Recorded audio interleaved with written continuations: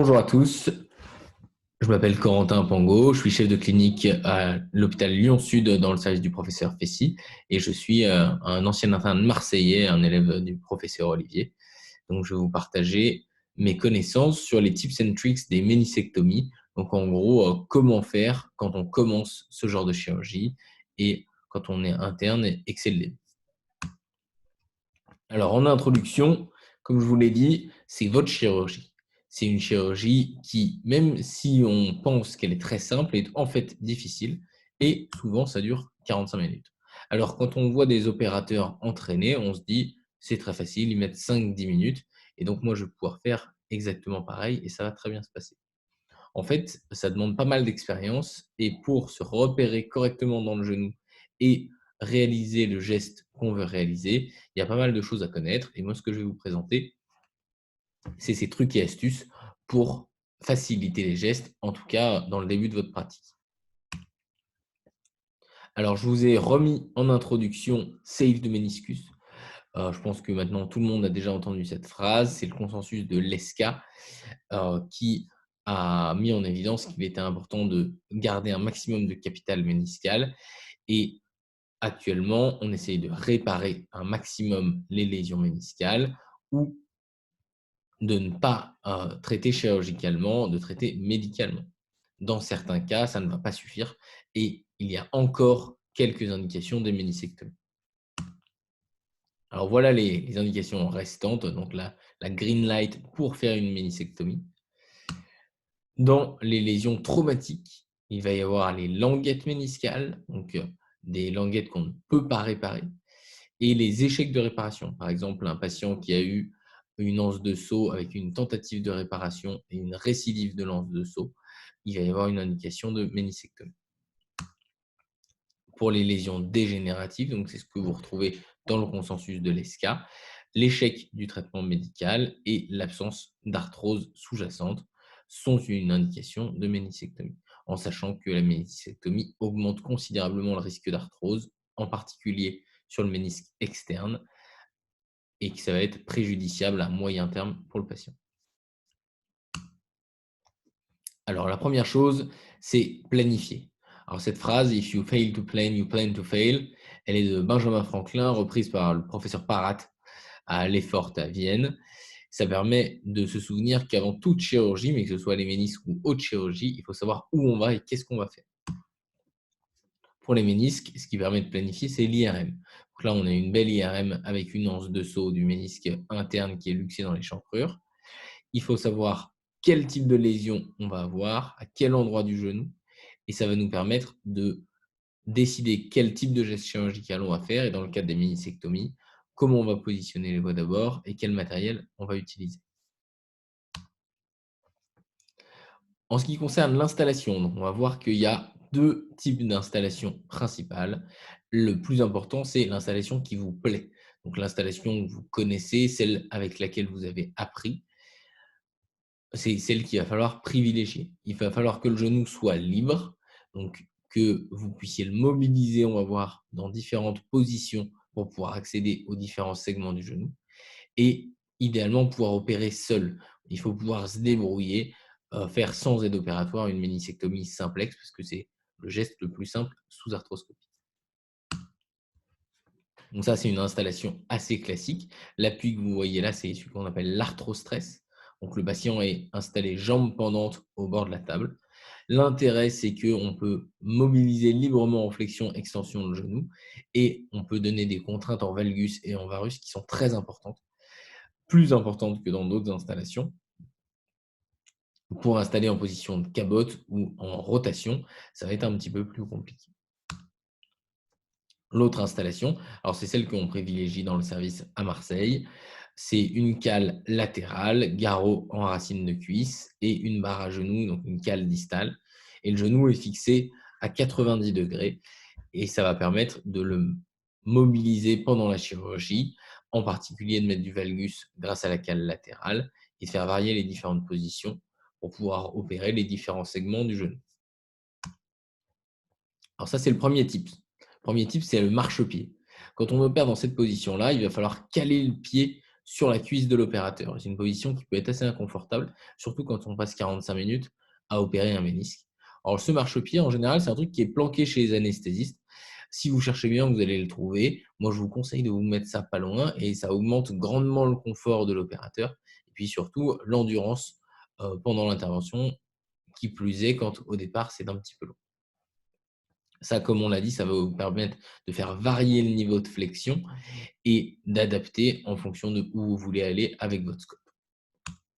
Alors voilà les différentes positions que vous pouvez utiliser en fonction des compartiments que vous voulez explorer. À 90 degrés, vous serez idéal pour travailler dans l'échancrure, donc c'est plutôt la position qu'on utilisera pour les ligamentoplasties ou en tout cas pour le début de l'intervention, on va en reparler. À 30 degrés de flexion avec du valgus, vous serez bien pour explorer le compartiment fémoro-tibial médial, en particulier les segments moyens et antérieurs du compartiment fémoro-tibial médial. Et en extension et valgus, vous serez mieux pour explorer le compartiment fémoro-tibial médial, en particulier la corne postérieure. En position de cabote, vous pourrez explorer le ménisque latéral avec un compartiment latéral qui va s'ouvrir très facilement. Alors, on va parler un peu maintenant de matériel. Le matériel, c'est très important. On va voir ce qui est nécessaire d'avoir et ce qui peut apporter un petit confort chirurgical en plus. Donc, voilà ce qui est non négociable. Ça, c'est les 4 instruments qui sont suffisants pour faire une méniscectomie et qui sont indispensables. Si on a plus, tant mieux. Si on a que ça suffit. Donc, tout d'abord, le palpeur, qui va être le premier instrument qui va permettre d'évaluer le ménisque et de faire le bilan lésionnel en entrant, donc une fois qu'on verra correctement dans le genou. Comme disait M. Beaufils, un ménisque non palpé est un ménisque non vu. Donc, ça veut dire que si à un endroit où vous n'arrivez pas à aller avec votre palpeur, considérez que vous ne savez pas s'il y a une lésion ou pas. Ensuite, la pince basket, ça on va en reparler puisqu'il y a plusieurs choses à dire. Une pince préhensive qui va permettre d'enlever les morceaux de ménisque qui ont été dans l'articulation et évidemment un arthroscope. Alors, la pince basket, j'en profite pour faire une petite parenthèse sur ce livre du bon usage des instruments en chirurgie orthopédique qui est publié en 2003 par M. Favard et qui est très instructif, alors pas uniquement sur l'arthroscopie, mais sur tous les différents instruments de chirurgie orthopédique et comment on s'en sert. Moi, j'ai appris beaucoup de choses et en fait, il y a plein de choses qui sont probablement du vieux savoir orthopédique et qui se perd. Donc, je vous encourage à le lire. La pince basket, donc vous en voyez une bien zoomée là sur l'image, c'est une pince qui est coupante, qui va permettre de retirer des morceaux de ménisque et qui va être actionnée à l'aide d'une seule main. Ce qui est important quand on utilise la pince basket et pour l'utiliser correctement, c'est de ne pas la retirer. Elle coupe spontanément le ménisque. Donc, une fois que vous l'enfoncez et vous faites clac, que vous enlevez un morceau de ménisque, il faut garder la pince enfoncée, la rouvrir et remanger du ménisque. Et c'est comme ça qu'on est efficace en se servant de la pince. Sinon, on n'enlève rien du tout et on y passe des heures. Sur le bas de l'image, vous pouvez voir qu'il y a différents types de pinces basket. Alors la classique, c'est celle que vous avez en haut. Et ensuite, vous avez des pinces plus ou moins courbes ou qui tournent à gauche et à droite. Ça va vous améliorer l'efficacité et le confort chirurgical. D'avoir au moins 2 ou 3 pinces différentes, ça vous permet d'accéder à des segments différents du ménisque et à enlever la partie qui vous intéresse de manière beaucoup plus simple. Maintenant, le petit couteau de shaver. Alors, classiquement, quand on opère des genoux, on prend un couteau de 5,5. Le couteau de 5,5, il va être très pratique pour shaver votre OFA ou alors pour shaver un croisé si vous faites une ligamentoplastie. Mais le petit couteau de shaver, moi, je vous encourage à le prendre quand vous opérez des ménisques parce qu'il va permettre soit d'aviver des lésions si vous faites des sutures, mais surtout d'aller retirer des languettes méniscales qui vont venir grâce à l'aspiration. Donc, en jouant avec l'aspiration, vous allez pouvoir enlever une grosse partie du ménisque et de manière plus facile qu'à la basket. Et une fois, si vous avez utilisé la basket, que vous avez retiré le morceau de ménisque, là, il va vous permettre de régulariser le bord méniscal restant. Donc, on va parler maintenant des voies d'abord. Les voies d'abord, les classiques, toujours une antéromédiale, une antérolatérale. On voit dessiner la voie de Gilquist, on va en reparler dans les diapos suivantes. Alors, ce qui est important dans les voies d'abord, et vous le verrez avec l'expérience, au début, on fait tout le temps les mêmes et après, on se rend compte qu'en fonction de la chirurgie qu'on veut faire et du type d'endroit qu'on veut opérer dans le genou, on peut les positionner différemment. Plus vous allez les positionner proches du tendon rotulien, plus vous allez être confortable pour travailler dans l'échancrure. Et plus vous allez les éloigner, plus ce sera facile pour trianguler, en particulier dans les compartiments médiaux et latéraux. Même chose, plus vous faites des voies ascendantes proches de la rotule, plus c'est facile pour l'échancrure. Et plus vos voies sont basses, proches du plateau tibial ou du bord supérieur des ménisques, parce qu'évidemment, on évite de passer à travers les ménisques, plus vous aurez accès facilement aux compartiments latéraux et médiaux sans buter sur les condyles. Donc, vous voyez cette coupe du genou vue d'avion. Je pense que c'est quelque chose qu'il faut avoir à l'idée quand on fait ses voies d'abord. Et en fonction du segment où vous voulez explorer, adapter la position de votre voie d'abord. Les tips à connaître, c'est n'hésitez pas à passer par derrière, donc à faire des voies postérieures. Alors plutôt postéro-médial, c'est quand même plus facile que postéro-latéral, mais les deux sont possibles. Et dans la prochaine slide, je vous expliquerai comment faire une voie postéro-médiale. Faire 3 voies d'abord, il ne faut pas hésiter. Donc, ça peut être cette voie postéro-médiale ou une voie de Gilchrist, donc la voie qui passe à travers le tendon rotulien. Il y a un ensemble de gestes que vous pourrez faire avec quelqu'un qui vous tient la caméra et vous qui tenez 2 instruments, soit pour les sutures, soit pour les méniscectomies. Par exemple, avec une pince qui va permettre de tirer sur le ménisque et une pince basket en plus. Donc, quand vous avez du mal à vous exposer, n'hésitez pas à utiliser 3 voies d'abord. Gérer la hauteur et la latéralité, c'est ce que je vous ai dit sur la photo précédente. Alors, la voie postéromédiale, donc pour aller voir en postéromédial, il faut passer le scope dans l'échancrure. Donc là, vous avez un bon schéma du triangle dans lequel il faut se placer. Il faut se placer entre le condyle médial et le LCP. Et on va glisser dans ce triangle pour arriver à l'arrière du genou. À ce moment-là, on est à 90 degrés de flexion. On fait un repérage à l'aiguille de l'endroit où on veut faire notre voie d'abord. Et une fois qu'on voit l'aiguille, on utilise le bistouri en glissant sur l'aiguille pour se retrouver. L'intérêt de faire ces voies d'abord là, ça va être soit pour explorer donc, avec votre scope, soit pour utiliser un instrument, si vous avez une languette méniscale postérieure que vous pouvez récupérer à la basket ou au shaper.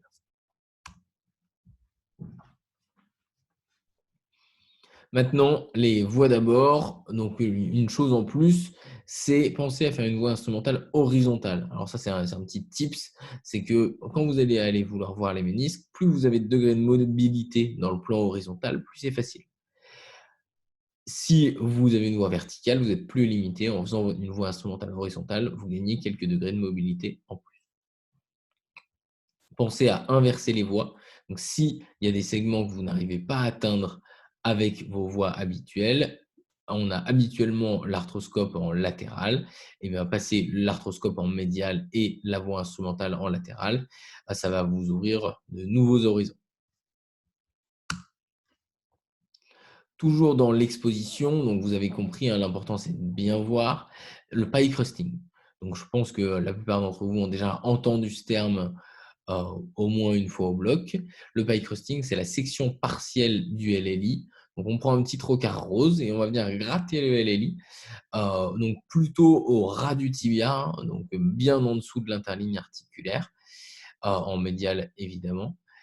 Le but, ça va être d'ouvrir le compartiment fémoro-tibial médial. Donc, on maintient le scope en intra-articulaire, comme ça, on voit que le compartiment s'ouvre. Vous pouvez voir sur les photos, entre la A et la C, il y a eu le pie crusting et ça permet d'avoir un espace suffisant pour travailler. C'est un geste qui est très important quand on travaille surtout sur les cornes postérieures des ménisques, qui sont des espaces un peu plus confidentiels. Alors maintenant, on va parler de technique. Donc, comme je vous l'ai dit, le plus important, c'est d'avoir une bonne exposition. Une bonne exposition, c'est valable pour n'importe quelle chirurgie. C'est valable pour une prothèse de hanche, une prothèse de genou, mais encore plus en arthroscopie, puisque si on ne voit pas correctement, on va avoir des problèmes pour faire un diagnostic correct de la lésion et ensuite pour pouvoir la traiter. Donc, une fois que vous voyez bien, là, vous pouvez commencer à opérer. On a déjà parlé de la planification, des voies d'abord. Donc maintenant, on va voir la technique chirurgicale au fur et à mesure dans l'ordre chronologique où elle se fait pendant la chirurgie.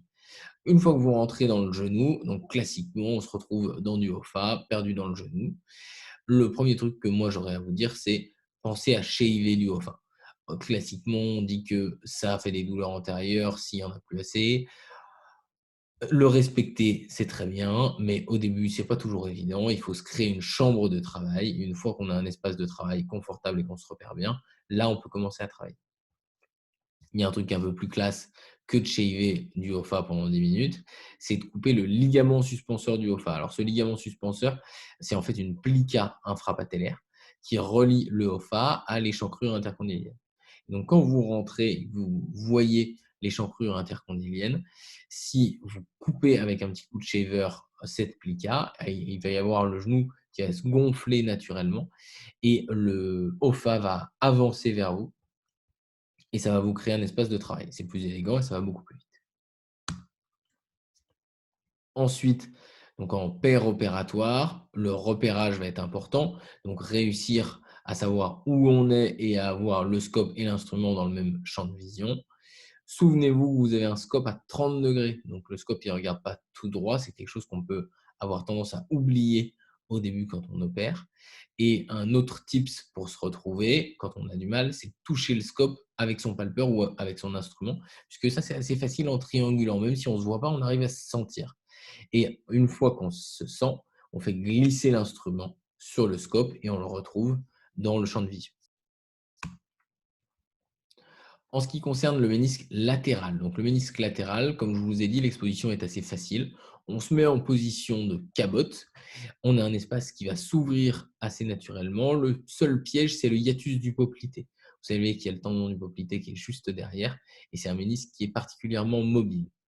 Pour ça, si le ménisque latéral est hypermobile, il ne faut pas s'inquiéter, ce n'est pas forcément pathologique. Nota bene, on peut utiliser le tendon du poplité pour mettre des ancres quand on fait des réparations méniscales. C'est un très bon point d'ancrage. Ensuite, le ménisque médial. Donc là, vous avez une anse de saut vue du ciel. Ça, c'est un tips particulier aux anses de saut. C'est que si vous coupez la corne antérieure d'une anse de saut avant la corne postérieure, elle va partir en arrière à cause du courant. Elle va se retrouver dans l'espace postérieur et ça va vous compliquer largement la chirurgie.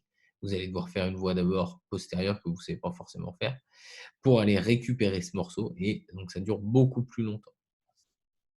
Alors que si on coupe d'abord la corne postérieure, puis la corne antérieure, on va pouvoir retirer le fragment de l'anse de saut et ça va aller très rapidement. Même chose quand on opère un ménisque médial, pensez à se faire aider. Si votre aide opératoire peut appuyer sur le mur méniscal par l'extérieur du genou, ça va vous permettre d'avoir une meilleure visibilité du ménisque et un geste qui sera plus facilement réalisé. Enfin, les finitions. Donc, quand vous avez fini d'enlever le morceau qui vous intéressait, vérifiez bien que vous n'en avez pas oublié un peu. Donc, ça veut dire contrôler au palpeur, qu'il n'y ait pas une languette. Souvent, on peut voir un bump, on voit le ménisque qui est gonflé, qui est trop épais. Mais c'est qu'on en a oublié une languette à l'intérieur. Ça, faut bien éviter ce genre de piège. Pensez à l'économie méniscale. Donc, une fois que vous avez enlevé la partie, on n'enlève que la partie pathologique, un petit coup de shaver pour faire propre, et plus on en garde, mieux c'est. Donc, les messages à retenir de ce topo, c'est penser à inverser les voies, penser à faire varier les positions du genou en fonction de comment est-ce que vous opérez. Pensez au pie crusting, surtout pour le compartiment interne. Et comme disait M. Beaufils, un ménisque non palpé est un ménisque non vu. Je vous remercie pour votre attention.